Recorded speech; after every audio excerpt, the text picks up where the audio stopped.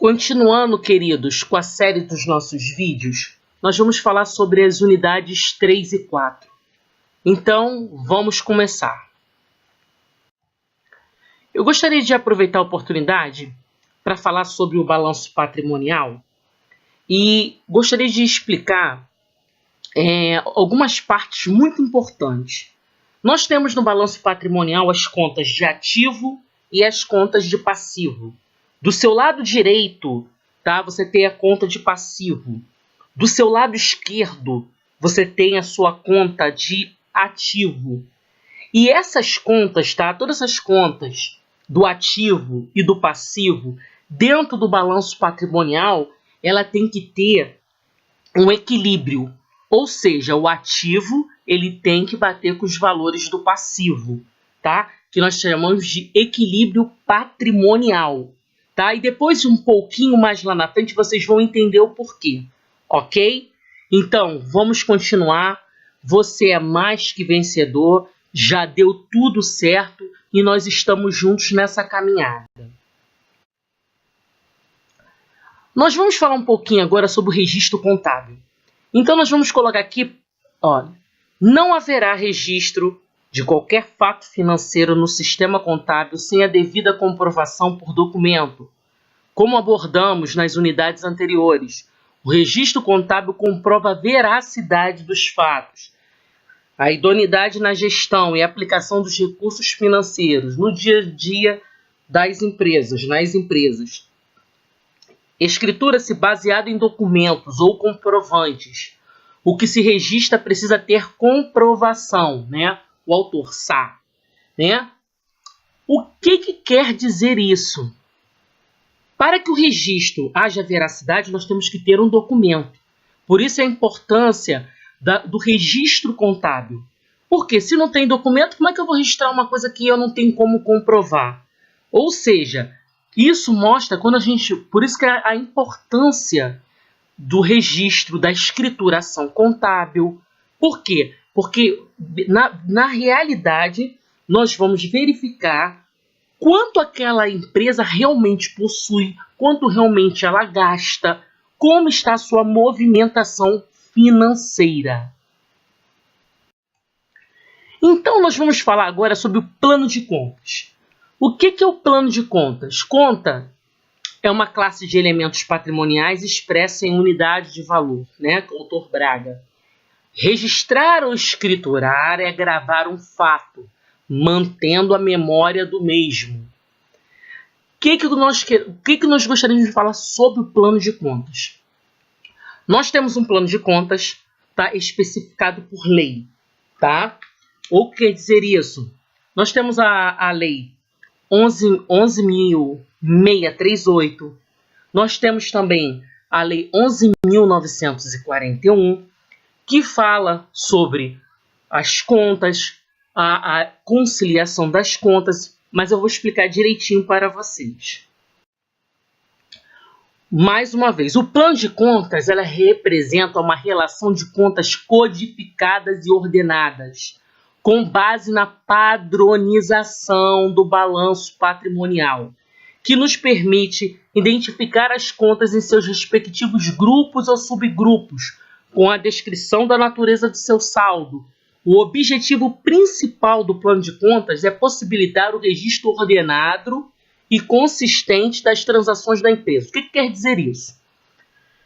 Eu vou mostrar aqui um exemplo bem simples de um plano de contas, para vocês terem uma noção. Por que fala as contas codificadas? Porque elas têm uma numeração, tá?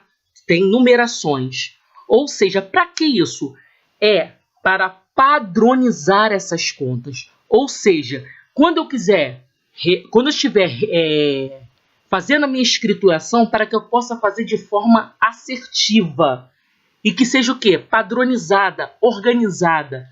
Ou seja, para que, independente do local onde eu esteja, de que cidade eu esteja padronizado essas contas, tá? Para o quê?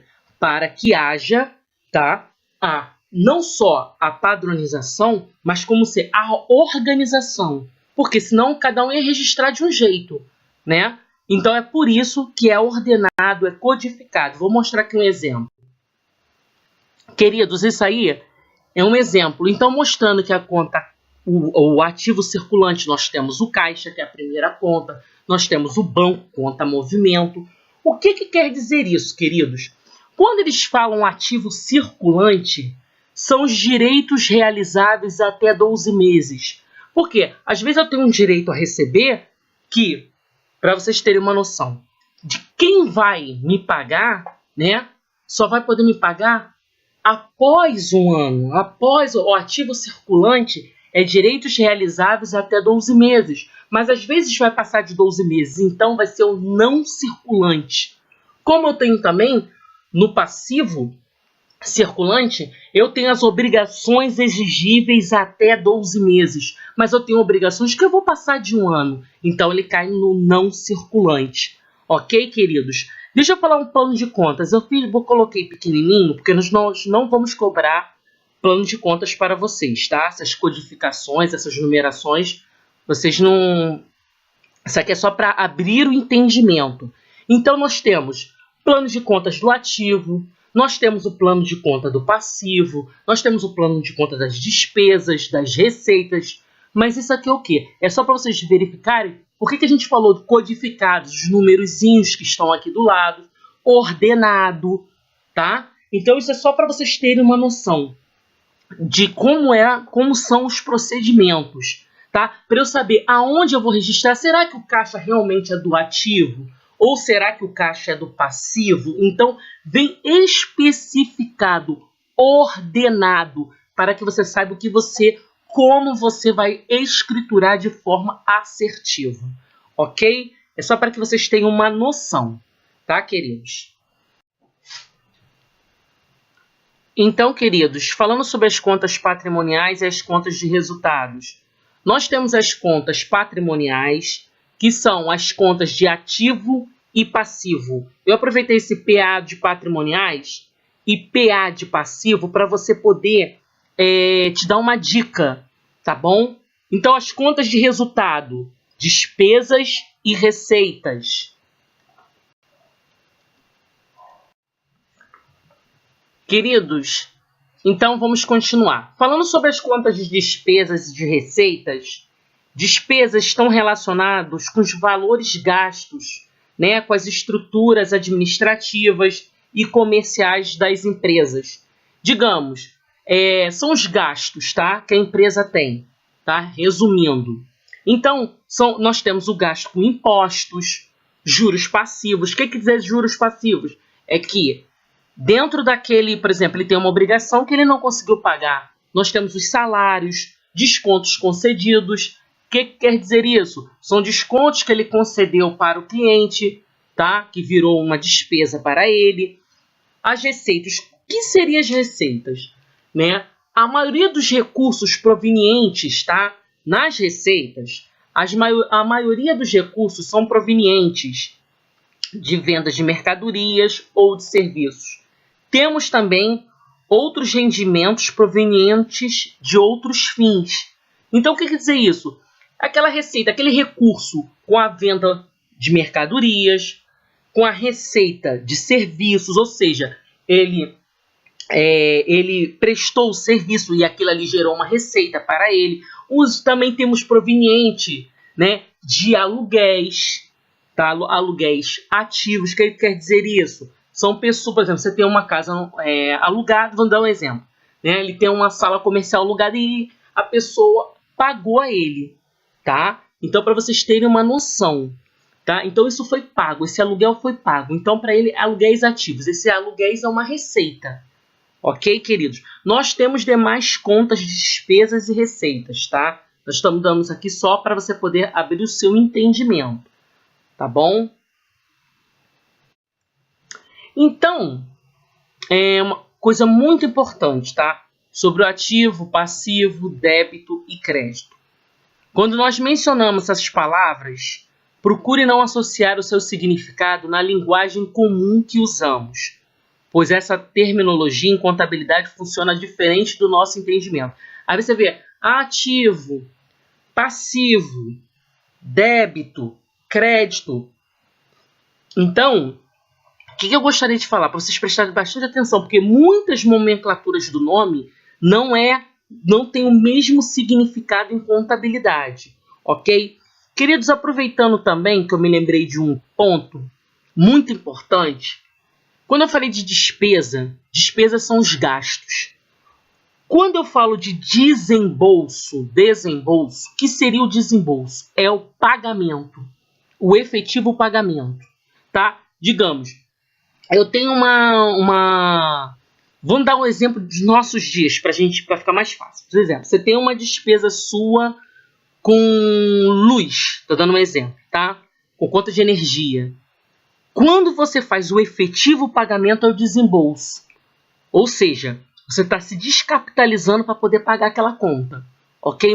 Para vocês poderem ter uma noção. Estou dando esse exemplo bem simples para que vocês possam ter noção de desembolso. Desembolso é quando é o efetivo pagamento. Digamos, se for uma venda a prazo, quando ocorrerá o desembolso? O desembolso ocorrerá no momento do pagamento, do efetivo pagamento. Ok? Então vamos lá. Então, o que eu gostaria que vocês prestassem bastante atenção. Por exemplo, fala-se muito dos ativos no mercado financeiro, que não é o mesmo significado do ativo em contabilidade, vocês entendem? Às vezes a pessoa fala assim, o débito e o crédito.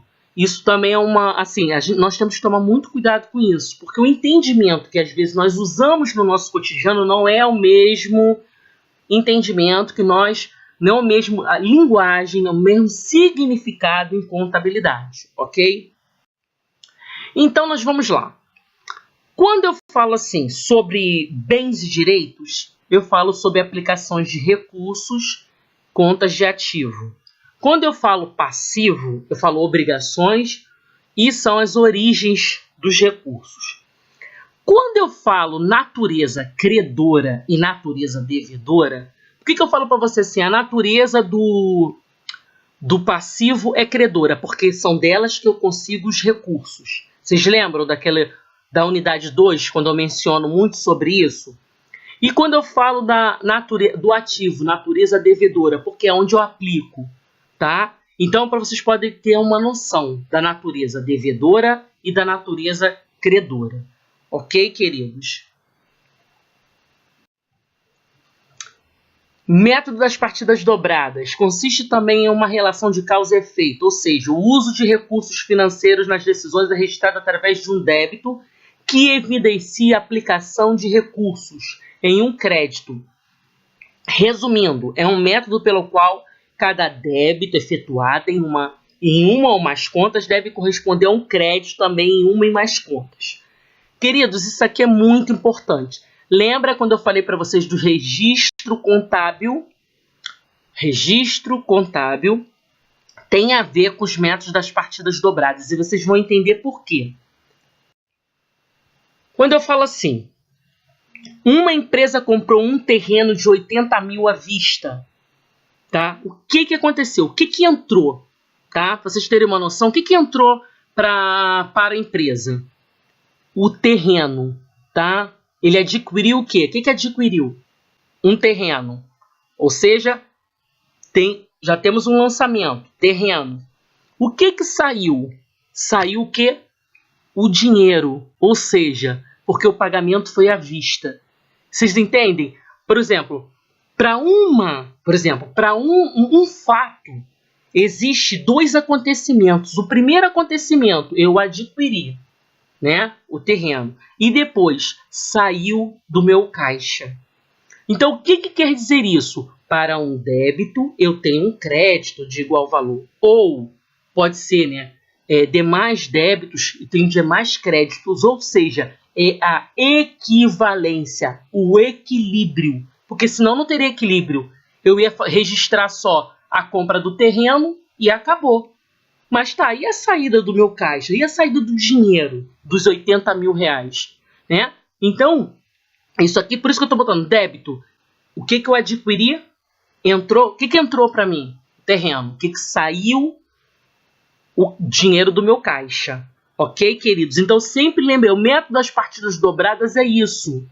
tá? É um débito para um crédito correspondente, ou mais débito ou mais créditos correspondentes, para que haja o quê? A equivalência. Aí você vai lembrar lá, quando eu mostro para você que o ativo tem o mesmo que dá no ativo, tem que corresponder ao passivo, tá? Das despesas tem que corresponder com as receitas, é para que haja o equilíbrio, a equivalência patrimonial, ok? Vamos lá, mais um exemplo. Eu comprei um carro à vista, tá? E entrou o que para mim? O que eu adquiri? Um veículo. O que saiu de mim? O dinheiro do caixa. É a mesma situação, tá? Porque senão poderia ficar só registrado. Ah, registro só o caixa, só o carro que entrou, né? E a saída? É isso que fala dos métodos da partida dobradas. Queridos, o razonete significa relacionar as contas extraídas do livro Razão, no caso dos razonetes, com seus respectivos saldos devedores ou credores, devendo o somatório do débito ser igual ao somatório do crédito. O que quer dizer isso, queridos? O que a gente gostaria de falar sobre isso? Em relação aos razonetes. Os razonetes, ele faz toda a movimentação, de conta por conta. O que aconteceu, por exemplo, entrou 10 mil na minha conta, depois no final do dia saiu mais 67, depois entrou mais 70, então ele faz aquela relação das contas, da movimentação de cada conta, tá? Do caixa, do banco conta movimento, então é de entradas e saídas. Qual é a variação? Então ele vai me dar a variação aqui. O saldo final, digamos, num dia entrou 10 mil, aí depois saiu mais um valor, ou continuou aquele mesmo valor, eu tenho um saldo final. O saldo final que eu tiro dos razonetes, né, são extraídas, né, do livro Razão, eu vou passar para os balancetes, porque os balancetes são os saldos finais. Ok, queridos? Então, vocês vão ter uma noção aqui, tá? De como vai ser, tá? Então, no razonete vai ter aquela variação. Ah, o que aconteceu? E aí você vai ter uma noção das entradas, das saídas, de todas as movimentações. Vamos lá.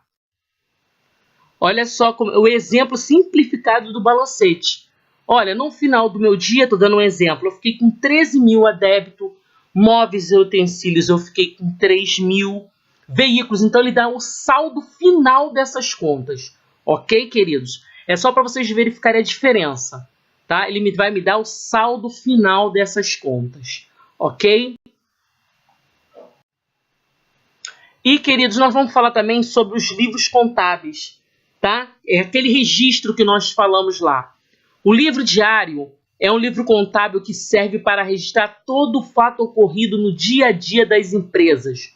Suas características são: é obrigatório, principal e cronológico. Por quê? Pois registra todos os fatos em ordem de acontecimento, dia, mês e ano. Ou seja, a cada fato, a cada acontecimento diário, por isso que o livro é diário, tá? Eles têm que ser registrados. Todo fato ocorrido no dia a dia das empresas. Para quê? Para que haja veracidade das informações. Porque senão, se um dia eu registro, se é um dia, amanhã eu não registro, vai ficar faltando. Então, não vai ser verdadeiro. Quando eu for apurar, fazer a apuração daquelas contas, não vai bater. Porque não há um registro ordenado, não há um registro cronológico, ou seja, dia, mês e ano. Nós temos o livro Razão. Para a escrituração dos fatos contábeis, há algumas formalidades exigidas pela legislação. O livro que é obrigatório, principal, que é a cópia fiel do diário, e sistêmico, pois registra os fatos por conta. É aquilo que eu falei para vocês. É o livro caixa. Desculpa, é a conta caixa. É a conta banco movimento, ou seja, ele registra os fatos por conta e através dele obtém um saldo individual de cada conta contábil. Lembra quando eu falei lá para vocês que cada conta é específico, o saldo é individual de cada conta. E nós temos o livro caixa, que registra todo o movimento de entrada e saída de dinheiro da empresa. Queridos, nós vamos continuar com a série de nossos vídeos, tá? Eu gostaria de desejar para vocês excelentes estudos. Não esqueçam de continuar com o cronograma de estudo de vocês. Já deu tudo certo. O que precisar pode contar comigo. Nós estamos juntos nessa caminhada. Nós somos mais que vencedores. E eu tive uma ideia. Para as nossas avaliações. Eu tenho certeza que vocês vão gostar muito, tá? Deixa eu só pedir uma autorização, mas vai ser em breve. Eu já vou passar para vocês. Ficam com Deus. Já deu tudo certo. Excelente semana para vocês. E o que precisarem pode contar comigo, ok? Então, até a próxima série dos nossos vídeos.